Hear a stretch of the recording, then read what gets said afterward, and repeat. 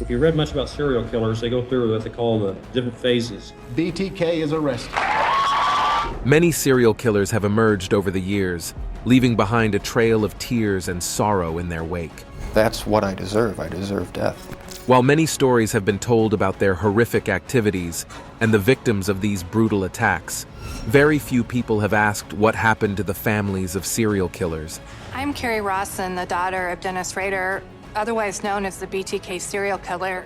In this video, we will unveil the untold stories of the people who grew up with these brutal murderers, the people they loved, and the people who loved them. Dennis Rader. February 25, 2005, the day the BTK killer was finally caught. For over 30 years, the police had been searching for this mysterious killer, whose memo was as terrifying as his chosen moniker: bind, torture, kill. Throughout the years he was in the shadows, the BTK killer manipulated the authorities, dropping clues in his letters, but never letting down his guard to the point that his real identity would be revealed. But you can't hide in the shadows forever, and on this day in 2005, the man behind the mask was finally caught. His real name was Dennis Rader, but there was a problem. This man didn't fit the stereotypical image of a serial killer. Many imagined that the BTK would be a lonesome man, who would alienate himself from society and probably live in a dark underground lair. But as it turned out, he was a man just like every one of us, hiding in plain sight. To the world, he was a cold-blooded killer, but to his children, he was Dad. His two kids, Carrie and Brian, were beyond shocked when they got the news that their father had been arrested. They too, just like many others who lived in the greater Wichita, Kansas area, had been hoping that the BTK killer, who was spreading fear and apprehension everywhere, would be caught soon. But nothing could have prepared them for the revelation that their dad, Dennis Rader, was the man who terrorized the neighborhood. They remember he had a reputation in the community as a responsible family man and the respect of his friends and neighbors. Their father was also known to be quite the philanthropist. He was also quite religious and even became a member of the Lutheran Church Council.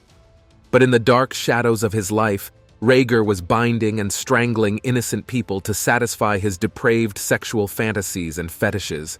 Speaking on their father's life and legacy, Carrie Rawson, the serial killer's only daughter, revealed that their father's arrest was one of the most significant events of her life. In her personal memoir, A Serial Killer's Daughter, My Story of Faith, Love, and Overcoming, Carrie chronicled the events that punctuated their lives following the arrest. They had to live with the stigma all their lives, and sometimes they even had to conceal their identities to prevent themselves from targeted attacks. Rader's wife, Paul Dietz, was also not exempted from the effect of the arrest. Just about 6 months after Rader was caught, Dietz was granted an emergency divorce, but the sullied reputation continues to haunt her till today. While Carrie has been quite vocal and transparent about her experience, appearing on talk shows and public speaking engagements, Rader's only son Brian has chosen to maintain his privacy. Very little is known of his day-to-day life, and he intends to keep it that way. Gary Ridgeway. Between July 1982 and August 1998, residents of King County, Washington were terrorized day and night by a serial killer famously known as the Green River Killer. The first victim of this brutal killer was a 16-year-old who went missing after leaving her foster home in July 1982. Just a week later, her lifeless body was found in the Green River, earning the killer his infamous moniker. From then on, bodies began to turn up in their numbers, mostly sex workers or runaways who were vulnerable to the allure of a seemingly kind stranger. As soon as the name caught on, the killer himself began dropping even more bodies around the river, as the people of King County continued to live in fear. However, an air of mystery continued to surround the identity of the man behind the mask. No one knew who he was, or why he found so much pleasure in taking the lives of innocent people. The case was tough to crack, as it could be literally anyone. But investigators would get their first slight breakthrough in 1987, when a man named Gary Ridgeway started to fit the profile of the wanted killer. Added to that, he was also the last person seen with the last two victims of the notorious killer. But even though he was questioned, and even provided a saliva sample, the investigators didn't have enough evidence to tie him to the murders. So they let Ridgeway go, unknowingly setting the actual killer free to continue his reign of terror. It wasn't until November 2001 that Ridgeway would eventually get nailed by the law, after advanced DNA technology proved that he was involved in at least 4 interconnected and unsolved murders. He was eventually arrested on November 30, 2001, and admitted to taking the lives of 48 women. He was eventually sentenced to 49 life sentences, which are to be served consecutively. While the world sees a monster, though, his son Matthew remembered him as a different man.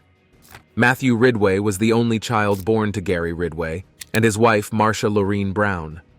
According to Matthew, his parents' marriage was filled with contention, which sometimes disintegrated into physical violence. It was within this toxic environment that Matthew spent his childhood. Even when his parents divorced after just 8 years together, Matthew maintained a close relationship with his father, who he claimed was actually a good father.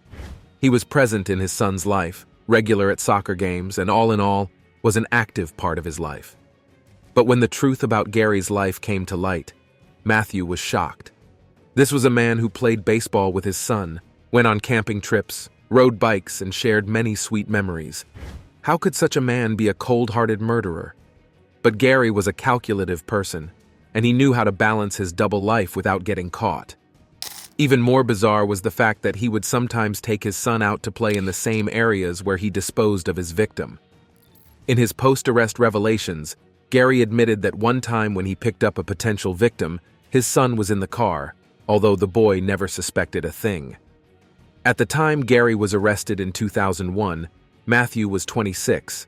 He was a member of the United States Marine Corps at the time and was stationed at Camp Pendleton. As news of Gary's arrest broke, Matthew knew life would never be the same for him. Then the entire family couldn't believe that the man they had spent the better part of their lives with was the callous criminal who sent chills down everyone's spines. But according to one of the attorneys on Gary's defense team, the family wasn't 100% shocked by the revelation. Since Gary's first arrest in 1987, many of his family members had been questioning his involvement, and the 2001 arrest was just a confirmation of their greatest fear. Although Matthew Ridgeway initially granted interviews in preparation for his father's trial, he has remained out of the public eye since then, refusing to speak on his father's crimes and conviction. The last time he ever spoke to the media was in 2003, and since then, Matthew has lived his life away from the spotlight, choosing only to remember the good times he had with his father. Jeffrey Dahmer. There are very few serial killers in America that can hold a candle to the legacy of Jeffrey Dahmer. His name alone struck fear into the hearts of everyone who was alive when he unleashed his terror. Between 1978 and 1991, Dahmer took the life of 17 boys and young men and dismembered their bodies afterwards. This was after forcefully satisfying his sexual fantasies on these innocent victims. Sometimes he even feasted on the remains of his victims, earning him the nickname the Milwaukee Cannibal. Thankfully, he was caught in 1991 and was sentenced to 16 life imprisonment without the possibility of parole. But he didn't serve his whole sentence before he met his end at the hands of another inmate named Christopher Scarver. Sadly, Dahmer was able to keep this aspect of his life perfectly hidden, so no one ever imagined he would be a brutal villain. It took a while for Lionel Dahmer, Jeffrey's father, to come to terms with the reality. He had seen his son grow up as a shy young boy, but never imagined that he would take such a dark path. Following the staggering revelations of Jeffrey's activities, Lionel was left trying to figure out where exactly everything went wrong. Could it have been the prescription drugs Jeffrey's mother was on while she was pregnant that affected the boy's psyche? He found himself asking questions he knew he would never figure out the answers to. In his book, A Father's Story, Lionel expressed how he sometimes blamed himself for his son's actions. Maybe if he had been a little more available emotionally, maybe the young man would have chosen a different path in life. But despite his son's history of savagery, Lionel loved him till the day he died. He would pay regular visits to Jeffrey in prison, and according to sources, every visit started with a hug. Jeffrey's mother, Joyce Flint, also shared the same sentiments, although she maintained she was deeply hurt by her son's actions. In the few interviews she engaged in, Joyce recalled how her son had grown up as a normal young boy, whose only flaw was his social ineptitude. She claimed her son was just a victim of compulsion and obsession, a simple slave to the voices in his head. She recalled calling him every Sunday night and asking him if he was safe in prison, and he would reply, "It doesn't matter, Mom. I don't care if something happens to me." It was as though he knew his end was coming, and when it eventually came on that fateful day in November 1994, Jeffrey's parents couldn't believe their son was gone. But it didn't end there. Following Jeffrey's death, Joyce and Lionel headed to court to secure the release of their son's remains. According to Lionel, Jeffrey's father, he wanted his son's brain donated to science so researchers could figure out what biological factors were behind his son's behavior. But Jeffrey's younger brother David doesn't want anything to do with his older brother or his legacy. Shortly after Jeffrey's highly publicized arrest and prosecution, David reportedly changed his name, and he has lived an anonymous lifestyle ever since. John Wayne Gacy. In the world of serial killers, one name stands out both for its enduring legacy and the real story of the man behind the clown mask. This is John Wayne Gacy, also known as the Killer Clown. Between 1972 and 78, Gacy viciously assaulted, tortured, and took the lives of at least 33 young men and boys in Norwood Park Township near Chicago. His nickname Killer Clown was due to his public performances as a clown prior to the discovery of his crimes. Gacy's modus operandi was simple and savage. He would lure his victims to his ranch-style house and put them in a handcuff, claiming he was going to perform a magic trick. But as soon as the victim is restricted, Gacy would begin torturing and assaulting them unprovoked, before ending their lives either by asphyxiation or strangulation. When he was later caught, the police found 26 bodies buried under the crawl space of his home, as well as 3 others elsewhere on the property. As we delve deep into Gacy's background and childhood days, we uncover the tale of a boy whose life was marred by violence from the very start. John Wayne Gacy was born at the Edgewater Hospital in Chicago, Illinois, on March 17, 1942. His father's name was John Stanley Gacy, and his mother was Marion Elaine Robinson. Gacy was the second of 3 children and the couple's only son. Gacy's father, Stanley, was a troubled man who subjected his family to a toxic environment. He was an alcoholic who abused his wife and kids verbally and physically. Growing up, Gacy found himself on the receiving end of his verbal attacks many times. The older Gacy would belittle his son, calling him dumb and stupid. According to Gacy, one of his earliest memories was getting the beating of his life at the hands of his father when he was just 4 years old.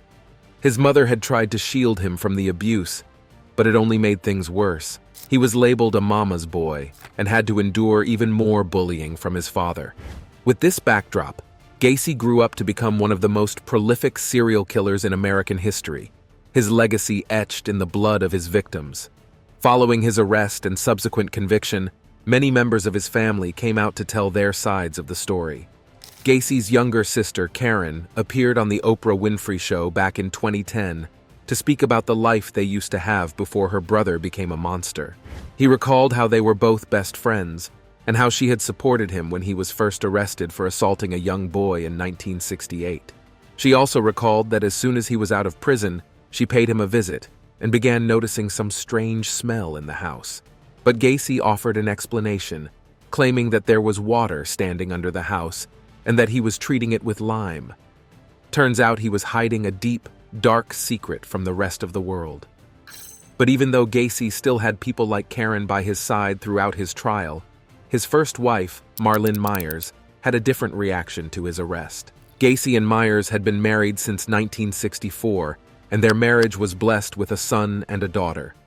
But following Gacy's sodomy charge in 1968, Myers petitioned for a divorce, severing all ties with the infamous killer and taking the 2 children with her. She has also remained out of the public eye since then, and even Gacy never saw her or the children again. His second wife, Carol Hoff, had also met him before he started his murderous rampage, but it was in the same year, 1972, when the 2 tied the knot that Gacy claimed the life of his first victim. Throughout the marriage, Hoff saw the signs that exposed Gacy's bisexuality, like the magazines that featured naked men or wallets belonging to other young men. Although he confronted him and demanded the truth about his sexuality, Gacy managed to keep his activities hidden from everyone, including those closest to him. As soon as Gacy was arrested, though, Hoff finally confirmed her claims that her husband had been living in the closet all along. In the earlier interviews she partook in, before disappearing into the shadows, Hoff revealed how Gacy had grown cold in the relationship and how they never really had any form of intimacy. However, she claimed she would have never imagined he was up to something so sinister. Following the steps of Gacy's first wife, Hoff also disappeared from the public eye following Gacy's conviction, and she continues to live a secluded life till today. Ted Bundy. Theodore Robert Bundy, an American psycho and serial killer, terrorized the American people between 1974 and 1978. Unlike many of his contemporaries in this video, Bundy didn't limit his acts of violence to a single location. Instead, he accrued charges across several states in America, including California, Colorado, Florida, Idaho, and Oregon, to mention a few. During his active days, Ted Bundy was said to have committed about 36 murders. Of these cases, he only confessed to 30, and only 20 have been confirmed. To catch his victims, most of whom were young women, Bundy would approach these ladies in public, before luring them to his car, which was parked in a secluded area. There, the victims would be beaten unconscious, restrained with handcuffs, and then taken elsewhere to be assaulted and unalived. He would eventually be arrested in 1975, escape from prison, and then be rearrested in 1978. Following two highly publicized trials in which he was handed the death sentence, Bundy was executed by the electric chair at the Florida State Prison on January 24, 1989. But while all of this was going on, Bundy's mother, Eleanor Louise Cowell, was having a hard time accepting that her son was a vile criminal. Although she admitted that he was a peculiar child growing up, who sometimes took pleasure in hurting other people, she maintained that he was incapable of the kinds of audacious crimes he was being accused of. Her stance on the matter would eventually change following Bundy's death row confessions. However, she maintained communications with her son up until the time of his death. Bundy's girlfriend, Elizabeth Kendall, was another woman who had something to say about the criminal. Bundy had begun dating Elizabeth around the time he started his spree, but it took years for the lady to find out what her supposed boyfriend was out doing on those special nights. Although she maintained a level of silence as the case progressed, only appearing in a few interviews, Elizabeth would eventually speak up in 2020 when she appeared in a special Amazon series, Ted Bundy, Falling for a Killer. There, she spoke about living with Bundy for 6 years and how she had never suspected that he was that kind of person. Another woman who had a story to tell was Bundy's daughter, Rosa. Sadly, she has never really shared her side of the story. Most people don't know this, but Bundy had a daughter with a woman named Carol Ann Boone, whom he met shortly before his arrest. Bundy would later propose to Boone in the middle of the highly publicized trial, and the couple officially tied the knot in a courtroom in 1980. Their daughter, Rose Bundy, was born on October 24, 1982, but everything that we know about her is only in bits and pieces. Over the years, Rosa has managed to stay under the radar, and no one knows where she is or how her life has turned out. With a father like Ted Bundy, it doesn't come as a surprise that she'd choose to stay away from the spotlight. Before we go on with the rest of the video, check out our subscribers pick for today. As we peek behind the curtains and explore what happened to the families of serial killers, our question remains unanswered. Would it be ethical to consider families of serial killers as victims too, or are they liable as accomplices? While many of them were never aware of the secret activities their son, husband, or father engaged in, others saw the signs and chose to ignore them. Sadly, they sometimes have to bear the biggest burden. Like Jeffrey's brother, David, who had to change his name and relocate to a place where he couldn't be identified as Jeffrey Dahmer's brother, and many more examples. Share your thoughts on this with us in the comments section below. Now let's get back to the video. San Francisco witch killers. When Michael and Susan Carson first met, They were just like any dysfunctional couple of the 70s, lost in the psychedelic drug culture. The two were divorcees, who were trying to find excitement in new things when they met. Susan was just Susan Barnes at the time, a mother of 2 teenage sons, while James Bear Carson was just another pot dealer with a master's degree in Chinese studies and a father to 1 daughter, Jen Carson. According to the revelations unveiled by Jen, it was Susan who finally pushed his mentally ill father over the edge. She claimed that as soon as her father met the devilish woman, he pushed away his family, moved in with Susan, and even changed his name on Susan's orders. Jen claimed that his father suddenly transformed from the caring, stay-at-home father he once knew into a sadistic, mindless witch hunter. She recalled the days she spent with her father and stepmother in Susan's Scottsdale townhouse. According to Jen, the house resembled more of a haunted forest than a home. Instead of proper lighting or furniture, the home was filled with dozens of tall potted trees. She also revealed that Susan was both physically and verbally abusive, and that sometimes she would have to go to bed without food. After revealing the conditions of her stepmother's home to her own mother, Jen was barred from ever visiting the home again, and the distance between father and daughter grew wider and wider. For Michael and Susan, the depth of their depravity only increased over the years, and by 1982, they were on this noble mission of hunting witches from around the world. It was Susan who claimed she had an epiphany in a motel room during an LSD trip. She claimed she saw an apparition of a prophet, who revealed to her a comprehensive list of witches around the world that God wanted her and Michael to unalive. This list included prominent names like Governor Jerry Brown and even President Ronald Reagan. It was a hiker who would later discover this list, along with a detailed plan to take out President Ronald Reagan, prompting an investigation into the activities of the couple. Just a year later, Susan and Michael were caught taking the life of a stranger on the side of a freeway in Napa County, California. They were promptly arrested, and they started confessing to all the other crimes no one had initially linked to them. At the end of the day, the San Francisco witch killers were charged with several murders, and they even confessed to some of them at a press conference. However, they would later withdraw their confessions and enter a not guilty plea. But as the case continued to unfold, the amount of overwhelming evidence stacked against them made it a no-brainer. They were guilty as charged.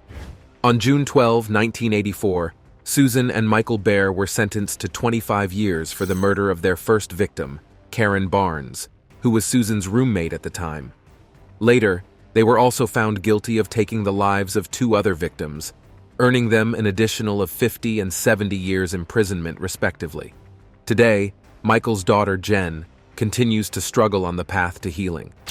Just like many other families of serial killers, Jen has kept herself away from the media and often ignores any attempt to hear her side of the story. Edward Wayne Edwards. Born in Akron, Ohio on June 14, 1933, Edward Wayne Edwards grew up in one of the worst conditions possible. According to his autobiography, he grew up in an orphanage, where the nuns subjected him to both emotional and physical abuse. This history of abuse gradually transformed him into an unruly kid who always got into trouble. His mother. Early in his life, Edwards got into trouble with the law and found himself in juvenile detention. But then he had a second chance when Uncle Sam came calling, and he found himself matching with the U.S. Marines. But then again, his unruly attitude prevailed, and he went AWOL. This led to his dishonorable discharge, leaving him to pick up the pieces of his life. After his exit from the military, Edwards took the path of criminality more seriously. By 1955, he was robbing gas stations and assaulting people unprovoked. The craziest part of it all was that Edwards didn't wear a mask or any sort of disguise during these robberies, and this was because he wanted to be famous. The fame he sought, however, would eventually come in 1977, when the remains of William Lavaco and his 18-year-old girlfriend Judith Straub were found near the Creek Metro Park. The killer, of course, was Edwards, but no one knew who he was. Between 1977 and 1996, Edwards was said to have taken the lives of countless victims, with just 5 confirmed cases, and about 15 others still being investigated. But it took a long time for Edwards's dark secret to finally be discovered, and during this period, he He lived a normal life just like every other person. His daughter, April Blasio, has spoken up several times about her experience growing up with a man like Edwards. According to Blasio, her father was a strange man who was obsessed with murders and detective stories. Sometimes he would even contact the local police department to inquire about any cases they were working on. But that's not the strangest part.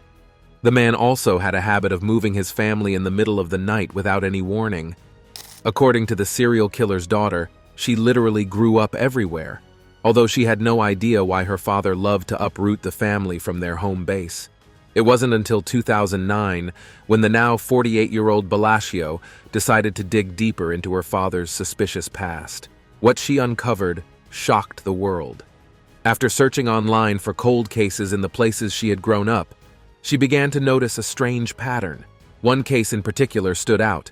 It was the cold case of 2 teens in Watertown, Wisconsin, who mysteriously disappeared at a wedding reception in 1980, only for them to turn UO stabbed and strangled 3 months later. She remembered that her father worked at this venue at the time the crime took place, and just 2 days after the teens vanished, her dad decided they had to move again. As the pieces of the puzzle started coming together, Blasio decided to contact the detective in charge of the case, which had recently been reopened, so she could relay her suspicions. Just 3 weeks after the call, Blasio got a call from the detectives, and her worst fear came to pass. The detectives informed her that after getting DNA samples from her father, they had confirmed that he was indeed the man behind the sweetheart murders of 19-year-olds Kelly Draw and Tim Hack in Watertown. According to Blasio, she started hyperventilating. How could a man who had shown her so much love be capable of such horrifying acts? She couldn't believe her ears, but the truth was right there. And as soon as Edwards was apprehended, he started confessing to all the other murders he had committed. From the 1977 slaying of Judith Straub and William Lavaco to the killing of his own son Danny Boy Edwards, which he claimed was to get an insurance payout, Edwards confessed to everything. Thankfully, with the help of Edwards' own daughter, he was brought to justice and sentenced to death by lethal injection. But on April 7, 2011, just months before his execution, Edward Wayne Edwards died of natural causes at the Corrections Medical Center in Columbus, Ohio. His daughter, Blasio, has never been able to forgive herself. She believes that if she had acted on the hunch she had many years ago, maybe some of the victims could have been saved from such a terrible fate. However, she's grateful to have done in part in bringing such a monster to justice. Thank you for watching this video. See you in the next one.